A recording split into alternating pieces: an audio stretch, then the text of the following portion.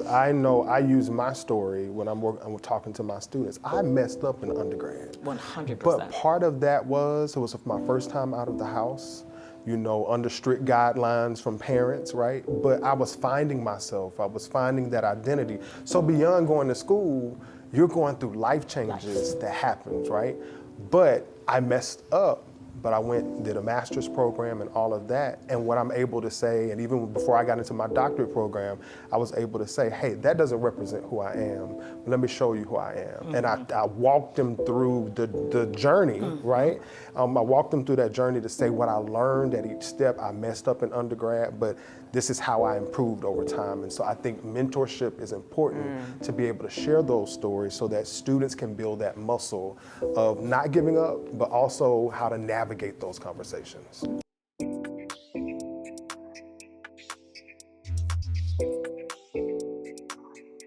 You're listening to the Health Disparities podcast from Movement is Life, being recorded live and in person at Movement is Life's annual Health Equity Summit. Our theme this year is Health Equity, Solutions from Healthcare Leaders. I'm Dr. Hadiya Green, a steering committee member of Movement is Life and doctor of physical therapy and founder of Healthy Healing Community. Today, we're taking a deep dive into what it takes to cultivate a strong and diverse healthcare workforce. I'm joined by two illustrious guests who are going to help us unpack all of this. Dr. Cheryl Brewster is the founding executive dean for Equity, Inclusion, and Belonging at the Roseman University of Medicine in Nevada. And Dr. Jared Lockhart is the director of the Health Careers Exposure Program Academy at Morehouse School of Medicine in Atlanta. Both of you, welcome to the Health Disparities podcast. Thank you for being here. Thank you for having us.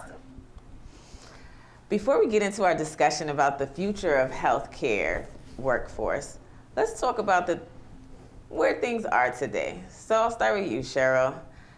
How's the healthcare workforce doing today, especially as we consider the lens of diversity, inclusion, and belonging? Yeah, that's a really important question because these are the folks that are actually serving us today.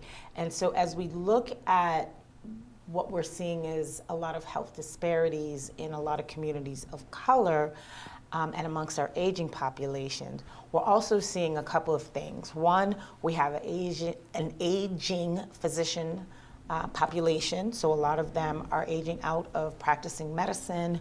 We also are seeing our levels of diversity amongst our healthcare workforce are diminishing, actually. And so what has happened over the past 20 to 30 years, we've seen very stagnant numbers of what are considered underrepresented in medicine. So that would be African American, Latino, or Hispanic American, and Native American. And so when we look at those populations compared to their populace in the country as a whole, those numbers have gone down, and we're not seeing the growth that we need to see in order to address health disparities in our communities. And so, how is it? It's tough going. I'm just going to be honest. It's very tough going. You have communities that have long wait times to get an appointment with a family physician, or there might not be any specialists within certain communities. So, you know, we really haven't addressed healthcare needs across the board for this nation as a whole the way we should have, for a country as prominent and as esteemed as we are. I would like to see more diversity in our healthcare workforce overall. Yeah. Thank you for stage setting us. So here at Movement is Life Summit, the two of you have led us in a workshop that focused on several things, including the barriers or identifying barriers to entry to healthcare professions for underrepresented groups in particular. So Jared, I'd like to start with you, and can you tell us about some of the known barriers that there are to the entry into the healthcare workforce? Great question. I'll probably start here. So this financial burden, right? And I think not only from an undergraduate student perspective, professional student perspective, but even as we go down into the K-12 space as well. And that financial burden and limited resources when it comes to that. So if I start in the K-12 space, many of the schools that I've been in schools that don't have computer labs. Mm-hmm. I've been in schools that just don't have access to certain resources that are needed, even just to develop students professionally for a career in medicine, right? And so we've done some work around trying to write grants to be able to support those schools to make sure that those students have the skills that they need. So as they're transitioning into college, is this conversation about financial burden, right? And so are they going to be able to take on undergraduate debt and medical school debt, right? All of that. And so partnering with people in the community that allow, that are focused on scholarship. We have a partner called a Scholarship Academy that helps us in being able to help our undergraduate students and our high school students be able to get scholarships for both levels, right? And so I think that financial burden is a huge piece. But also this thing around, even when we talk about pathway program and all of that, I can't put on a summer program and not think about stipends, right? Mm-hmm. Because many of our students actually are working to pay bills, right? And so if we can offer a stipend for shadowing, for internships and all of that, then it gives them this opportunity to earn while they learn, is what we say. And then it takes that burden of where I don't have to work. I can actually come and focus on this exposure opportunity, focus on the resources and all of that. So we provide SAT prep, that's a financial burden. MCAT prep, GRE prep, all of these are resources that these students will have access to because of that financial burden. So that's a big piece in my mind. And then of course we kind of talk about mentorship too. Having people that look like them, having people that are doing intentional mentorship that's longitudinal and lasts, making sure that they know that they can make it no matter what route or failures may happen along the way, but also giving them access to shadowing and internship and job opportunities. So that mentorship piece is important. Thank you for talking about the routes and in the umbrella of mentorships, because that really leads us into the next question that I'll address towards you, Cheryl, as far as pipelines are concerned. And I think Jared did an excellent job of leading us and giving us some of these pipeline holes, as sometimes they're referred to. So I want to ask you, what are ways that medical schools in particular can help with these pipeline issues and with cultivating in mind a more diverse and inclusive workforce? And how early do you feel like these interventions should actually start? Right. So I think one of the things that medical schools really need to think about is they are in communities. They are not just a standalone entity creating medical students, right, and future physicians. I think they need to recognize where they sit in the community and what they have historically taken from communities, right, without payment and sometimes without consent. And so they need to recognize the historical disadvantages that a lot of these communities in which they sit are facing. So I think it is their obligation to fund and what I call grow your own medical students. I should not have to look at students if I'm in Las Vegas, I shouldn't have to look to California for my student body. I should be able to look to my community, my direct state, and say, I want to provide Nevada students with an opportunity to go to medical school should they so desire. Medical schools have an obligation to provide opportunities for students that want to pursue those dreams. And they need to invest in pathway programs. Absolutely. Bottom line, like a dedicated budget line item every year that says, we want to fund, 50 students a summer to come in and do something around STEM exploration, health professions exploration, something. But they, and it can be measured. There can be longitudinal outcomes. I mean, this is not something where they're just going to throw money. If there's a a program where we can literally follow students through this pathway, and they do not fall out of the holes or there's no leaks in the pipe, we can actually guarantee that students will succeed when given the proper resources and the playing field is leveled. I love what you're saying, Cheryl, about changing the lens that I think people look at this challenge through. We talked about lens when we first started speaking, and then we touched on pipelines with Jared. And I think some of what you just said and what I heard is taking some of that responsibility or the onus on the student and the family as far as the burden of how do I even navigate into this space, and placing it on to those who have already taken advantage of those of us who are at the other spectrum of this challenge of getting into the healthcare workforce, funding it, making sure you have the network and connections necessary, and puts the onus on those who are already in the space, those who have already taken advantage of the position that they're in, and actually pull up people as they've already risen. So in that vein, Jared, I'd like to talk to you a little bit more about that family and community piece, and ask, like, as far as the healthcare workforce workshop is concerned, we talked about in your workshop the strong family and community engagement piece. How important is that for the success of the students or the upcoming healthcare professionals? Can you unpack that for us a little? Yeah, I think it's super important, and even just to even go back to the last question, is really starting in kindergarten. I know we do at Morris School of Medicine go that low, because in the early age is really building that self-concept, right? May not be throwing careers at them, but we're actually just trying to figure out what they enjoy doing and what they love doing, and then kind of working into that. And so some of the work that we even do in that space is STEAM and STEM programming. But in order we can throw all of these things at these students, we can provide them with these hands-on experiences and all of that, but they may go home into an environment that doesn't support that, right? And so I think it's very important for us, and what we do is actually bring parents and families into some of these engagements, right?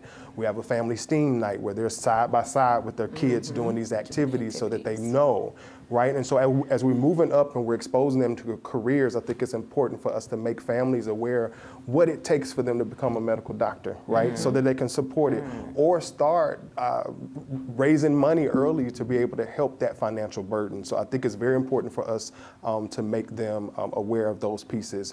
I can also just, well, we have a partner, I'll say this first, we have a partner who also gets into the entrepreneurship of healthcare and STEM, right? And so as we're teaching our students those skills, we're also doing parent sessions to be able to teach them those skills, because not only are they learning what their child is learning, but it may impact their profession. It may impact, when we talk about AI and all of that, how are you interfacing with AI and all of that as a parent? And so I think it's important for them to know what's going on. And then lastly, I'll say I can remember from my childhood, spaces like the church and all of that. Whatever I did in school, research I did, it was showcased at church. My first public speaking opportunity was at church, and so these spaces I think are very important. That really provide this accountability for the student, but also really this sense of belongingness all around. Right? Yeah. Cheryl, did you want to add anything? No, this idea that a student is just the student that presents to us is insane to me, right? Like when we treat a patient, we recognize you have to treat the whole part of the patient, which includes their family, their lived environment. So why do we think students are any different and that they are just on their own willy-nilly, oh, I want to go to med school. Yes, that's what I'm going to do. But we have to work with families. And a lot of times those families are struggling. Yeah. Right? And so we do something very similar in that we have a program where the parents can enroll in our program and they can meet with a community health worker to help them navigate whatever issues that they have going on, to sort of alleviate, some of that burden for them, but also teach them, what does it take for you to support this young person in this journey? How long is this journey? And why you can't sort of detract from that journey. Yeah. Right? Because the thing we want to do is talk about generational wealth. Like nobody talks about that. It's like, oh, you're just going to be a doctor. You get a kid from a community where there are no doctors, and you make them a doctor, not only are you building generational wealth for that family, but people in the community are looking like, oh, somebody made it. Yeah. Somebody did this. Yeah. It's not impossible. So they can actually see that they can actually support their young person in this journey. And it's not something that, I mean, like we've always heard it takes a village. Absolutely. And that's how we need to treat students from underrepresented backgrounds in this journey, as if we are the village that is raising this child to be a future healthcare worker, whether it's PT, doctor, nursing, whatever it is. I think we fail our young people in many ways, but I think this wraparound process is important for our students to succeed. And challenging our institutions and organizations Correct. to believe in that, right? Yeah.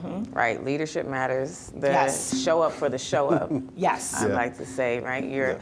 asking these kids to show up for themselves. You're asking their families to show up. But how do we support them and create a system in which these microsystems can show up in a way that will look like what we're deeming a success or a successful completion of the attributes that would not only get them into medical school, but to graduate from medical school or nursing school and to enter a healthcare workforce or a job and be able to sustain whatever they're going to encounter as an underrepresented person in a healthcare workforce that Correct. doesn't look a lot like them either. There's so many layers to it.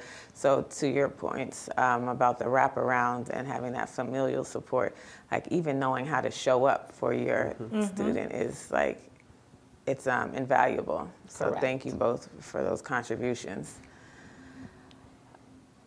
Cheryl, you added to that, and I wanted to expand a little bit more on what do you think it takes to build that supportive environment for the underrepresented students exploring healthcare careers, and how do we ensure that those support or this support continues as students from marginalized groups graduate and embark on their careers in healthcare? I think, one of the ways that, and we've sort of touched on this in both of our responses, is that we show up, right? We have to be there consistently. And so a lot of times there are a lot of different programs that are out there that are one-offs. Like come to an event and we'll show you all the things you can be. And then we leave and we don't come back and we don't follow up. And so I think continuity matters. So it's sort of like continuity of care, right? You can have the one-off event, but then what do you do with that student or those students, right? So I think we have to sort of think about how we're doing our programming around STEAM and STEM and ensuring that there's longitudinal follow-up with these students, because oftentimes they're the ones that fall through the cracks in the education system anyway. And so if we can provide longitudinal, which is very time-consuming and costly, right? But it's an investment, right? If I can invest in one child in this community and bring them all the way through, I've done a great service not only to my school, but I've done it to the community as well, for the community as well, or with the community. And so I think really thinking about where our funding goes, and in order to ensure that we can do these longitudinal programming, and they do work, because we've seen data that shows that longitudinal program is successful. But the other component that a lot of programs don't address is the psychosocial, right? And so talking about, we had a program where we had licensed clinical social workers on our team. And so they were required to meet with the licensed clinical social worker on a monthly basis just to talk about things, right? Academic advisement is key as well. Like you have to have all of these different components. These are all components that they get in medical school. Why aren't we giving them to the students prior to medical school? Because these students are coming from, and I don't want to preface, I want to preface this, not all students come from under-resourced backgrounds. That's right. We have to that's the reality, but there are students that come from that, right? But we don't address those, what people call social determinants of health, right? So if a kid can't get up in the morning and have breakfast, and you want them to go to school and learn and do all the things that they need to do in order to thrive, they're never going to get into med school. So I think it's all of these services and resources, they need to be allocated at a very early age for those students that need them. And even students that might not need financial or support in that way, they still need that social support, right? They need that psychosocial support because they go through a lot as students of color, right? And so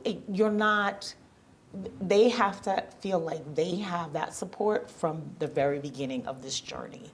And when they feel that support, they stick with it.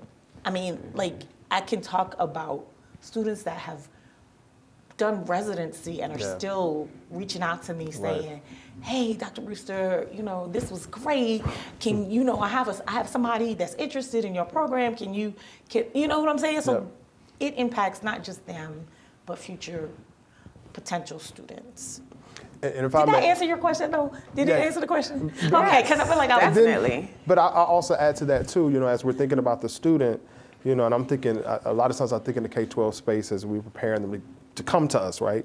How can we also impact the systems in that time period, right? Yes. And so being intentional about our high school partners or middle school partners where, hey, we're longitudinally working with this student, but we also want to work with you to make sure that we can impact all your students, right? And so it can be, she was talking about one-offs, but even it can be just showing up. We've done things where we go and show up first day of school and we're high-fiving the students as they're walking into the school, just to say, hey, Morehouse School of Medicine is here, we're going to be here this year, and we're going to be supporting you. But also getting into that school and shaping curriculum. How do we prepare them for a career in health, or how to ensure that the school is giving them the resources and we talked about this, being able to ask for help, critical thinking skills, all of that. How can we as institutions and organizations shape what's going on then in school as well, so that when we do this longitudinal work with the students, it's twofold, right? Yeah. So I'm glad you brought up the critical thinking and some of the other things that go into supporting the journey into this workforce. As someone who is in the healthcare field, I can recall the prerequisites of undergraduate and graduate training. And at least anecdotally, several classes seem like weeder classes, so to speak, i.e. organic chemistry. So how much does this play into who we see showing up, who we see applying to medical school and healthcare professions, or even dropping out of pre-med and pre-health pathways? What suggestions, and I know you've touched on this some already, both of you have, so this question is open to either one of you. What suggestions or thoughts do you have to mitigate this for students of underrepresented and or underserved socioeconomic backgrounds? I'm gonna let you take it. Well, I mean, part of how we develop our curriculum is really based in this, and we talk about this in the session, taking students from this fixed to growth mindset, right? And so a lot of times even on the medical level, student does bad on a test and they're coming crying like, I am not gonna be a doctor and all of that. And we're having to say, you're okay. We've got some resources for you. You're going to work through this, because they think they have to make straight A's and it's this straight path, and just really being able to help them navigate that by, hey, failures don't mean that you're a failure. What can we learn from this failure? And so I think it's very important that we kind of think from a curriculum perspective, not only just taking those students from that fixed to growth mindset, which helps to mitigate that whole getting to your organic chemistry or whatever, and having difficulty and thinking it's the end of the road, right? And so I think those are some of the things that we need to think about, but also just building this, and we talked about this, building this sense of it's okay to ask for help.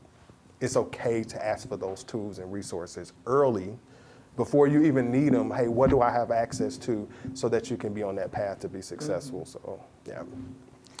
I think there's a couple things that play with that. So as undergrads, a lot of times there are schools that have pre-health advising, right? I would like to see pre-health advisors get, and I know they work with general, everybody wanting to go into different fields within healthcare.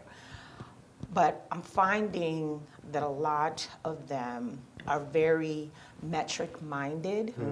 And so when a student comes in with that C in orgo, and they're organic chemistry, and they are the first to tell them, you can't be a doctor. Oh. You should think about X, Y, and That Z. happened to me. Right? See? Yeah. And so, and they need to be very mindful, one, of breaking a student's spirit. Yeah, absolutely. But two, that's not the truth. Yeah. It's not the truth. It's just not the truth. Right, It's a right. bold-faced lie, honestly. And students can get into medical school with a C on their transcript, Yeah. right? Plenty of times I've seen it. This idea that you have to be the perfect student and get the highest MCAT score is a fallacy, right? There are a number of schools that will take a lower MCAT. I'm not saying don't strive to be the best.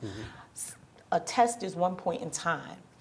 If you can show over the course of your 4 years, one, that you have mastered the sciences, right?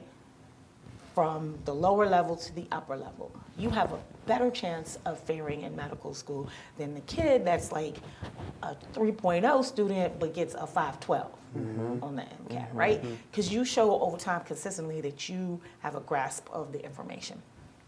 Those are the kind of things that they don't tell students. That 1 point, you can take a C, take that class over and get an A.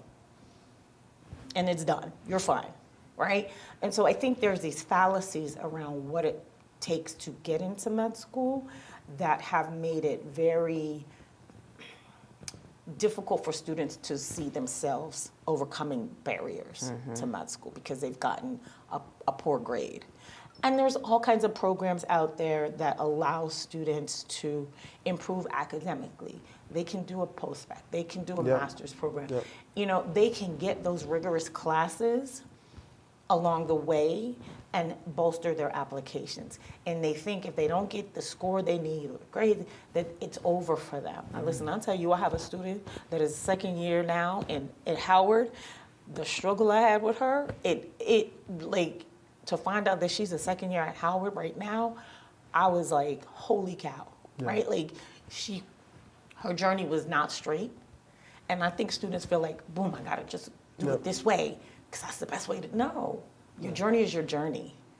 And you have to live in that journey. And you have to accept the people around you to help guide you through that journey. And I think we forget that there's other things in play for students. And it's not just the student on this journey. And that ties back to mentorship, right? Because I know I use my story when I'm talking to my students. I messed up in undergrad. 100%. But part of that it was my first time out of the house, you know, under strict guidelines from parents, right? But I was finding myself. I was finding that identity. So beyond going to school, you're going through life changes that happens, right? But I messed up. But I went and did a master's program and all of that. And what I'm able to say, and even before I got into my doctorate program, I was able to say, hey, that doesn't represent who I am. Let me show you who I am. And I walked them through the journey, right? I walked them through that journey to say what I learned at each step. I messed up in undergrad, but this is how I improved over time. And so I think mentorship is important to be able to share those stories so that students can build that muscle of not giving up, but also how to navigate those conversations. Okay. We're going to spend about a minute on the next questions each. And again, you're both welcome to respond. One that I'm going to throw out there is admissions, because we're talking about the workforce, right? And so there are people at medical school, healthcare professionals that sit at the table. What can you share as far as thoughts, data, or information on what needs to happen at those admission tables or during the admission process for the people who are selecting the students that will help diversify this workforce in the healthcare system? So first, they must be trained. They must be trained on mitigating bias. Yeah. And it has to be reinforced throughout the year, throughout that admission cycle, right? So you can't just do it one point in time. There has to be a check-in, a couple points in throughout that 10-month, 9-month admission cycle. So there's that part. They need to understand not only bias, but also looking at a student holistically and not just at the metrics. So in the past, medical school was all about metrics, and we realized that students have different experiences that lend themselves to being good qualities that a physician needs or any healthcare provider. The ability to effectively and humanely communicate with patients, colleagues, whomever is so vital right now, and a lot of students don't have that quality, right? And so we have to help grow that for them. So I think looking at the student holistically, but also making sure we're mitigating bias along the way, and allowing students to show their full selves, I think is really important. Jared, I'm gonna ask you to start with this question, but I'd like to hear both of your input, and we'll wrap up with this, which is when you think about the direction that we're headed in as a nation in terms of health equity and diversity in healthcare, what gives you hope? Well, joining with people like this, Yes. knowing that we have people out there that's dedicated to the mission of making sure that our workforce stays diverse, and being intentional about making sure that our students reach that level. Financially, we're going to have to navigate some things, as far as where our funding sources come from, and really diversify that portfolio. But hopefully from a philanthropic, we've got more people coming in, giving money to be able to support these type of programs. And so that gives me hope. And the fact that I know what this type of program did for me as a pathway student, and staying committed to that cause and educating people from that perspective. Yeah. I ditto a lot of his sentiments. The outcomes. Yeah. Seeing students walk across the stage at the end of their journey, right, is what gives me hope. But the other thing that gives me hope is this idea that we are at one point in time, right? And so this is a moment in time. We will get through it. We've gotten through it worse, right? And as long as there are people like us standing committed in this, I think we will be fine. I really think we are.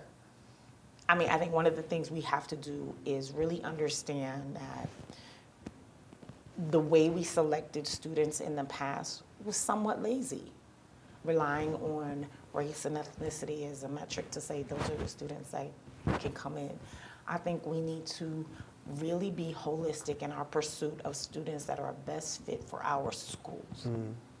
Not every student is made for every school, and we need to make sure that if we are serving an underrepresented community, that our students resemble that community, that come from that community, and hopefully return to that community. So that gives me hope, like just knowing that we have to find innovative ways to find the students that need us. I'd like to thank my guests, Doctors Cheryl Brewster and Jared Lockhart, for being with us today. You can find links to more information about the work each of our guests do at the links in our show notes.